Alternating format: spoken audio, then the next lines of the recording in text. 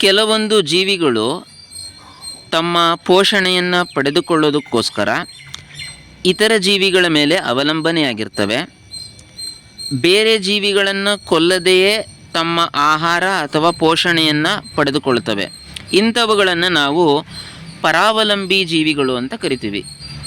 ಈಗ ಇಲ್ಲಿ ಅಂಥದ್ದೇ ಒಂದು ಸಸ್ಯವನ್ನು ನಾವು ನೋಡ್ತಾ ಇದ್ದೀವಿ.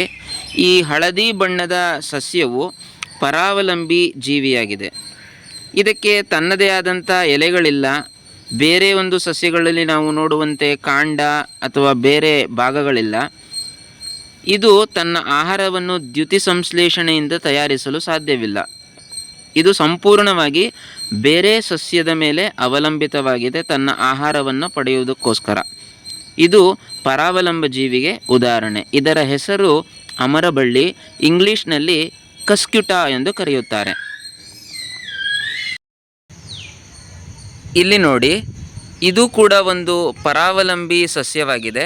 ಇದರ ಹೆಸರು ಬಂದಳಿಕೆ ಅಂತ. ಈ ಬಂದಳಿಕೆ ಸಸ್ಯವು ತನ್ನ ಪೋಷಣೆಯನ್ನು ಪಡೆಯಲು ಈ ಬೇಲದ ಮರವನ್ನು ಆಶ್ರಯಿಸಿದೆ. ಇದು ಒಂದು ಪರಾವಲಂಬಿ ಸಸ್ಯ.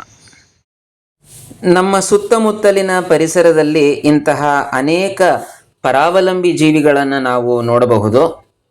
ಉದಾಹರಣೆಗೆ ನಮ್ಮ ತಲೆಗೆ ಬರುವಂತಹ ಹೇನು, ಮಲೆನಾಡಿನ ಭಾಗಗಳಲ್ಲಿ ಕಂಡುಬರುವಂತಹ ಜಿಗಣೆ, ನಮ್ಮ ಹೊಟ್ಟೆಯಲ್ಲಿ ಇರುವಂತಹ ಲಾಡಿ ಹುಳು, ಕೆಲವು ಸಾಕು ಪ್ರಾಣಿಗಳಲ್ಲಿ ಕಂಡುಬರುವಂತಹ ಚಿಟ್ಟ, ಇವೆಲ್ಲವೂ ಪರಾವಲಂಬಿ ಜೀವಿಗಳಾಗಿವೆ.